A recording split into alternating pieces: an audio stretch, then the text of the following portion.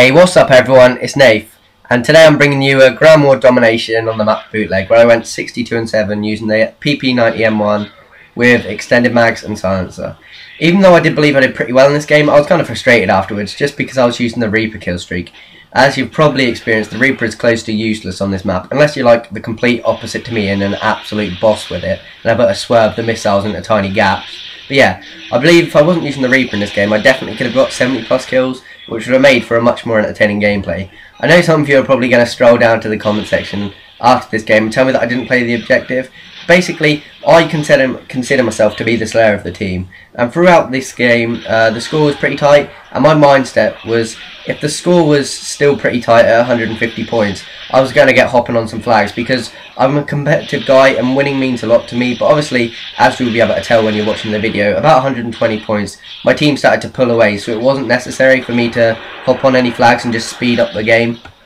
You'll see at one point in this game I hit the jackpot. I'm getting behind multiple enemies. Every time you get into a situation like that, your eyes just light up and you pray that one of them doesn't turn around and ruin it entirely.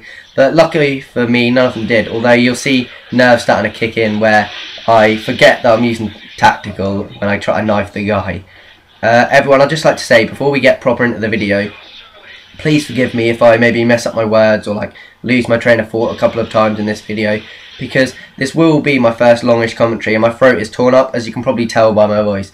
Anyway, that aside, the commentary is actually going to be about what I think would be some great additions to the COD series.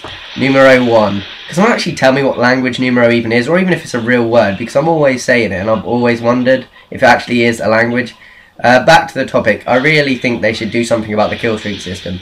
I mean, just take a second to think back when people camped the least.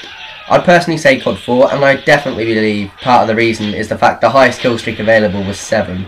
I'm not saying, yeah, go back to UAV, support and attack helicopter, but what I am saying is that they should make the kill streaks 3, 5, 7 or lower, like easier to get. Obviously, they would have to spend time balancing the kill streaks. I mean, let's say if you had an attack helicopter and an AC-130 as a 7 kill streak, you'd either have to nerf the shit out of the AC-130 or completely pimp out the attack helicopter. I was trying to look for downfalls in this suggestion, and I worked out that one of the key arguments would be good players would be able to get like chopper gunners and everything like that for fun because it's just a 7 kill streak. But what they could do is actually shorten the amount of time you're in your kill streaks, so like, or how long your kill streaks are active for. So let's say an attack helicopter is usually out for 1 minute.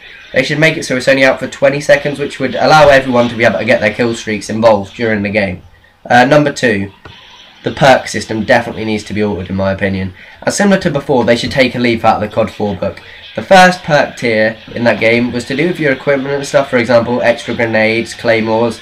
Then the second perk tier was more related to your gun, for example, stop and power, sleight of hand. And finally, the third perk tier was kind of a unique perk that was almost complementary to your playstyle. So if you're an aggressive player, you're likely to go with a perk like extreme conditioning.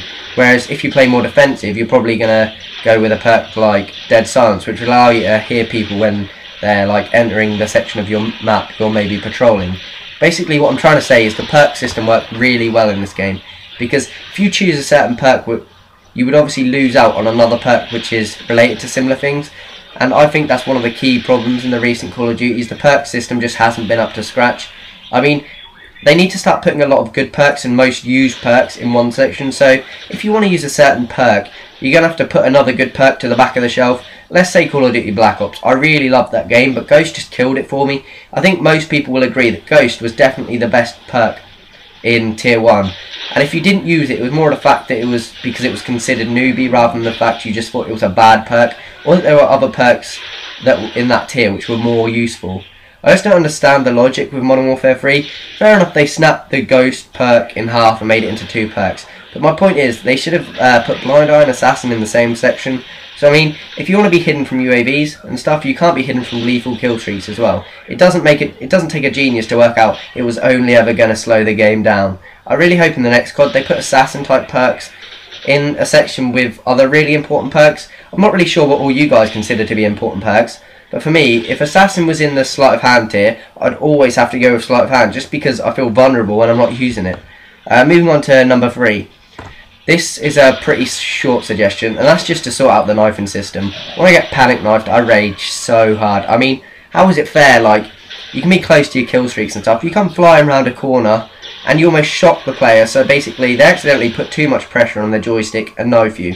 It's just like, what the fuck, really? And I mean, not just that, it kind of makes it a lot harder to rush around, because obviously if you're in the enemy's face, you've got a much higher chance of getting panic knifed, so you're kind of more reluctant to actually be in the enemy spawn.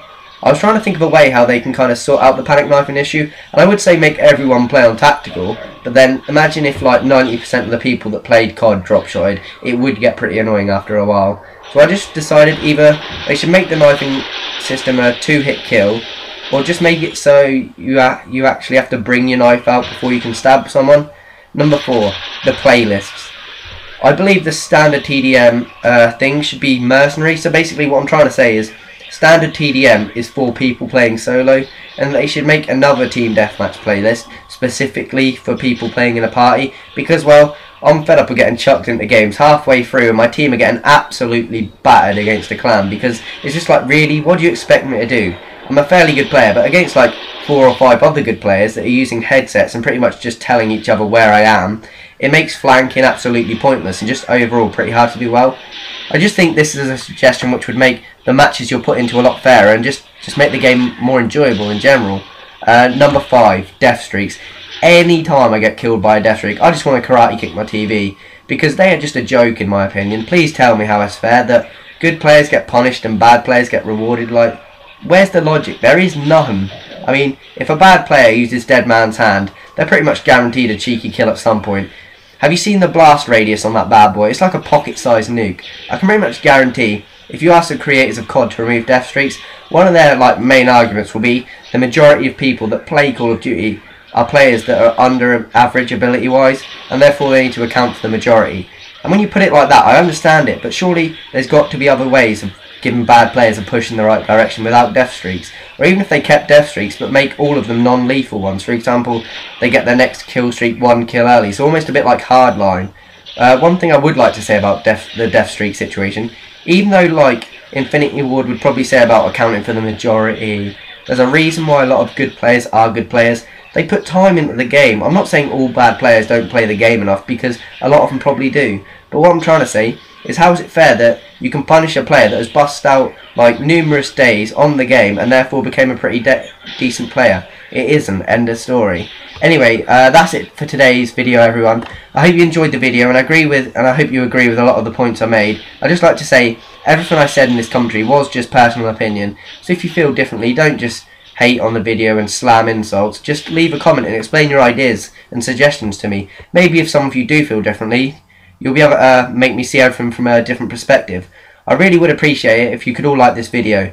I don't want to be one of the commentators that are forever like drilling in the like favourite business to you, but I just want to say it really does help my channel grow.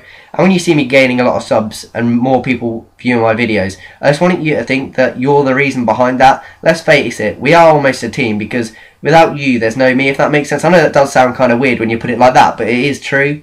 Anyway, I hope you have a good day. The link to my Twitter will be in the description, and bye.